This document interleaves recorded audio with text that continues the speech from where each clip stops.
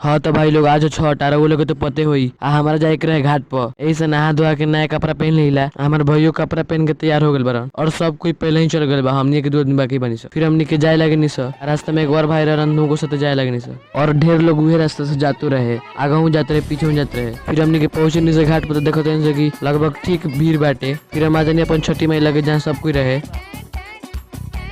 कितना अच्छा भीड़ बा, इतना लोग बा। फिर देखनी कि हेजो बैठल बान सा हमार दोस्त, अरे कनी के डरो नहीं खेला तो इनार पे बैठल बान सा, और सब कोई छठ घाट पाइल बा। कनी के दोनों साइकिल चलाओ तरन सा वो पाकी में। तू सोचो तो भाई ऐसा वीडियो काहे बना होता है, तो हमरा के वीडियो बनाए के हइए कहल खबो कवा।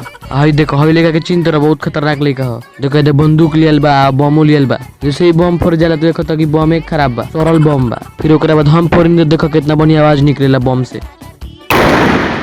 फिर पूजा हो जाता तो सब कोई जाए लगेला घरे। और रोड पर देखते तो बहुत ज्यादा भीड़ बा कि सब कोई रोड पार करता। फिर हमू जाए लगिला घरे।